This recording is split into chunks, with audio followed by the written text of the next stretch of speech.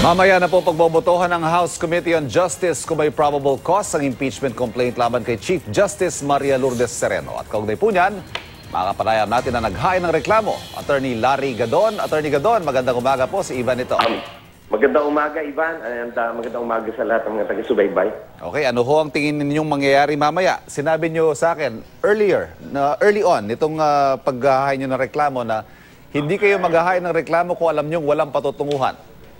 Oo, Ivan, ako ay nakakatiyak na ang boto na mangyayari ngayon dyan sa House Committee on Justice, more than 30 ang mag-a-aproba niyan. At ang mag-object lang dyan ay mga 2 o 3. So more than enough para makalusot sa... Opo. Si Congressman Rocamora, Congressman Kit Belmonte, at saka si Congresswoman Abag-Aw. Oo. Pero the rest yan, sigurado na yan. At lahat po ng mga items, so yung articles, ika nga, ay maaprobahan sa tingin ninyo, Attorney? Oo, pero may mga articles kasi doon na ilalamp na lang sa iba ring article. So, papatak siguro yan, baka mga 6 o hanggang 8. Ang mga matitibay na mga grounds for impeachment. At sinasabi niyo po ito with certainty. Sigurado yes, kayo? Very certain. How do you know, sir? Ilan, pero insofar as kung ay approve ng committee, ay nakakasiyak ako dyan. Dahil kasi malinaw naman yung mga ebidensya Pero ang basihan niyo po para sabihin sigurado kayo ay yung itinakbo na mga hearing. Oo, dahil doon sa itinakbo ng mga hearing. Isipin mo naman na 10 mahistrado ang nag-testify, at na-confirm yung aking mga allegations doon sa confirm. Tapos yung BIR, yung 2 retired justices.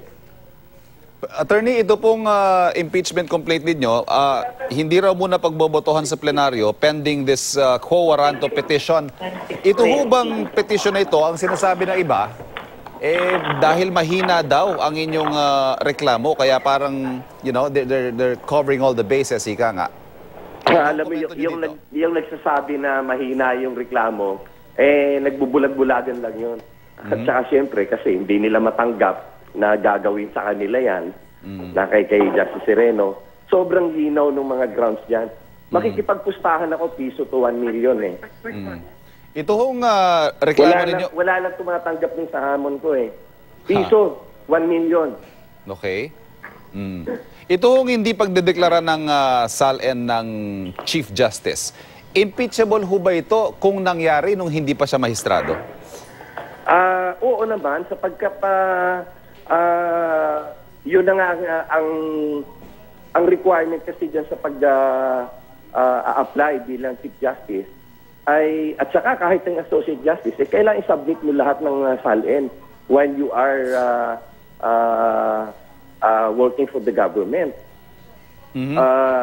Non-submission yan, isipin mo nga kay Justice Corona, meron lang error dun sa SALN. Kinundik na nila. What more yung hindi nag-submit? Okay. At hindi lang yun, isipin mo 17 times na hindi siya nag-submit. Di kahit kung hindi pa siya, nasa Supreme Court, nagpapakita yun na nag-violate siya ng batas. Okay. But of course, lahat po yan ay pagdedebatehan pa sa impeachment court should it come to that. Ito naman pong naantalang retirement benefits. Again, the question, ito po ba'y impeachable at ito po ba ay sole responsibility ng Chief Justice? May problema rin daw po kasi sa batas tungkol sa pagbibigay ng retirement benefits Impeachable yan sapagkat bilang punong mahistrado, siya rin ay ang namumuno sa administrative management ng korte. And meron ng precedent, 200 plus precedents, na yung survivorship benefits na yun ay binibigay. So, bakit kinakailangan pa niyang magtalaga ng mga committee para lang pag-aralan yan, para lang recusehin, hanggang sa tumagal ng tumagal, namatay pa nga yung isang claimant. So, yan ay betrayal of public trust. Kasi kaya ka nga niluklok dyan dahil inaasahan ka, ikaw ay pinagkakatiwalaan ng taong bayan, nagagampanan mo yung tungkulin ng tama at naaayon.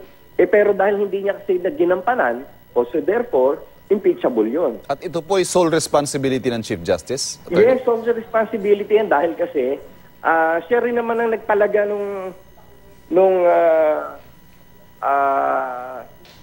working committee, no? Yung technical working group. Siya rin ang nagtalaga nun. At saka, yung mga tao doon ay directly under her office, sa Office of the Chief Justice. So, nagkulang siya ng ng supervision and control doon sa kanyang mga tao. Doon nga sa testimony nung mga nasa opisina niya, nakikipag-meeting naman daw sila kay Chief Justice Sereno. Pero bakit na hindi yun bakit hindi niya ito na-guide ng husto? Considering na mga tauhan niya ito directly under her. At saka, yung tagal yung sobrang tagal I would understand kung nagtagal yan ng 1 buwan o 2 buwan, kahit pa 3 buwan. Pero kasi, ang previous na processing niya, inaabot lang naman ng 2 to 3 weeks. Para magtagal ito ng 2 taon, ay sobrang kapabayaan yan. Okay. This point on yung psychological exam result daw ni Chief Justice Sereno, sinabi niyo po, basehan ito para siya ay ma-impeach. Pero ayon sa Psychological Association of the Philippines, wala naman daw pasado o bagsak sa isang psych exam and hindi naman daw po ito kasama sa constitutional requirements para sa isang Chief Justice. At yung psychological report kasi, nagtestigo yung psychiatrist na si Dr. Tria, ay pinapaliwanag niya kung bakit na hindi siya dapat na-appoint. Kahit pa ba sabihin nila na hindi raw yung impeachable offense na walang batas na nagsabi nun, pero the mere fact na nung nag-undergo siya ng psychological exam, ay nakita na doon yung diferensya ng kanyang pag-uugali, dapat hindi na talaga siya in-appoint. Isang malaking pagkakamali na na-appoint siya dahil na bilang mahistrado, punong mahistrado hindi lamang judiciary ang iyong function. Ibig sabihin, hindi lamang yung pagdesisyon sa sangkaso ang iyong katungkulan, kundi yung pamahalaan, ang pagpapatakbo ng buong hudikatura. Alalahanin mo, 37,000 strong personnel ang judiciary. Kailangan itong pangasiwaan. Ngayon, kung ikaw ay kulang sa pag-iisip, kulang ka sa pagkapwa-tao, kulang ka sa pag-uunawa ng mga pangangailangan ng iba, hindi ka nararapat maging Chief Justice. Okay. Attorney Gadon, maraming salamat sa pagpapaunlak. Magandang umaga po sa inyo. Magandang umaga, Ivan. Magandang umaga sa lahat.